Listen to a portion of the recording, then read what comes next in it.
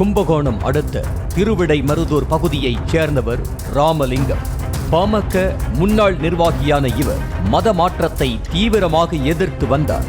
கடந்த 2019ஆம் ஆண்டு மத மாற்றத்தில் ஈடுபட்டிருந்த குறிப்பிட்ட மதத்தைச் சேர்ந்தவர்களுக்கு திருநீறு பூசிவிட்டு பிரச்சனை செய்த ராமலிங்கம் அடுத்த சில நாட்களிலேயே மர்ம நபர்களால் வெட்டி கொலை செய்யப்பட்டார்.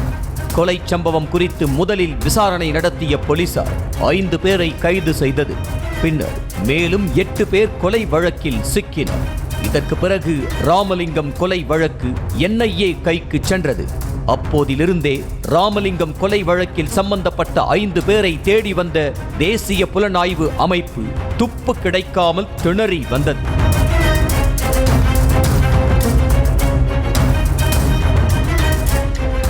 கொலை வழக்கில் சம்பந்தப்பட்ட 5 பேரை தேடப்படும் குற்றவாளிகளாக அறிவித்த NIA அவர்கள் குறித்த தகவல் தெரிவிப்போருக்கு தலைக்கு 5 லட்சம் என்ற வகையில் மொத்தமாக 25 லட்சம் ரூபாய் சன்மானம் கூட அறிவிக்கப்பட்டது.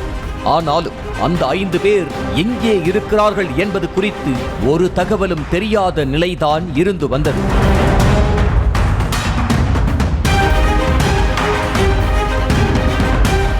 இந்த நிலையில் ராமலிங்கம் கொலை வழக்கு தொடர்பாக தமிழ்நாட்டின் பல்வேறு இடங்களில் NIA சோதனை நடத்தி வருகிறது. கும்பகோணம் மேலக்காவேரியில் முகமது யூசுப் என்றவர் வீட்டில் ரெய்டு நடத்திய NIA அதிகாரிகள் கொரநாட்டு கருப்பூரில் முகமது ஃபைசல் என்பவர் வீட்டிலும் சோதனை நடத்தினர்.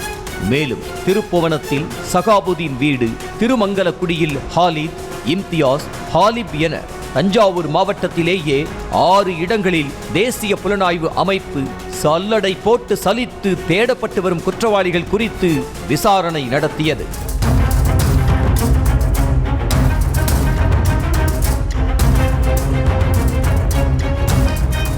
அதேபோல மயிலாடுதுறையில் தடை செய்யப்பட்ட அமைப்பான பாப்புலர் ஃப்ரண்ட் ஆஃப் இந்தியா அமைப்பின் முன்னாள் நிர்வாகிகள் வீடுகளில் துப்பாக்கி ஏந்திய போலீஸ் பாதுகாப்புடன் சோதனை நடத்தப்பட்டது. சோதனையில் PFI அமைப்பின் முன்னாள் மாவட்ட தலைவர் முகமது ஃபைசல் வீட்டிலிருந்து 2 செல்போன்கள் உள்ளிட்டவற்றை அதிகாரிகள் கைப்பற்றி எடுத்துச் சென்றனர்.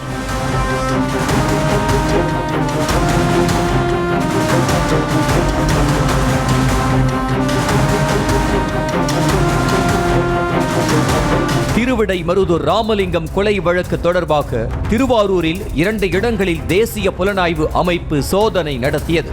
ஆட்டோ ஓட்டுநர் நவாசுதீன் என்பவர் வீட்டில் ரெய்டு நடத்திய அதிகாரிகள் சந்தேகத்திற்குரிய வகையில் உரையாடல் ஏதேனும் இருக்கிறதா என செல்போன், லேப்டாப்பை கைப்பற்றி ஆய்வு செய்து வருகின்றனர். அதே போன்று முத்துப்பேட்டையில் வழக்கறிஞர் ராஜ் முகமது என்பவர் வீட்டிலும் 5 பேர் கொண்ட அதிகாரிகள் குழு சோதனை நடத்தியது.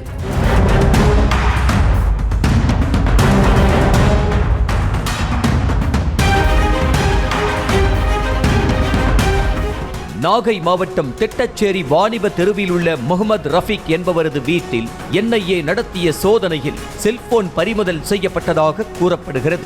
பாப்புலர் ஃப்ரண்ட் ஆஃப் இந்தியா அமைப்பை சேர்ந்தவர்களின் வீடுகளில் சோதனை நடத்தி வரும் நிலையில் PFI அமைப்பின் முன்னாள் நாகை மாவட்ட தலைவர் முகமது ரஃபீக் என்பவரது வீட்டில் DSP உள்ளிட்ட 5 பேர் கொண்ட குழு சோதனை நடத்தியது. அப்போது துப்பாக்கி ஏந்திய 3 போலீசார் பாதுகாப்பு பணியில் ஈடுபட்டனர்.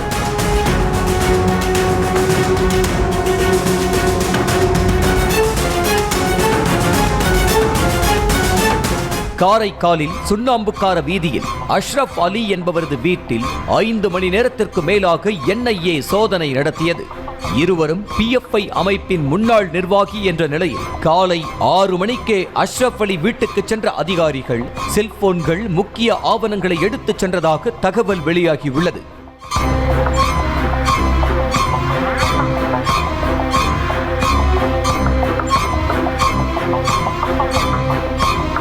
திருச்சி விமான நிலையம் அருகே சத்தியமூர்த்தி நகரில் PFI அமைப்பின் முன்னாள் திருச்சி மண்டல தலைவர் அமீர் பாட்ஷா என்பவரது வீட்டில் NIA சோதனை செய்தது.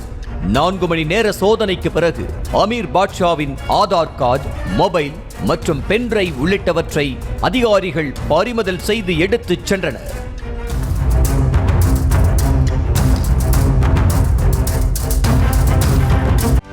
செய்திகளை உடனுக்குடனும் துல்லியமாகவும் தெரிந்து கொள்ள சப்ஸ்கிரைப் பண்ணுங்க.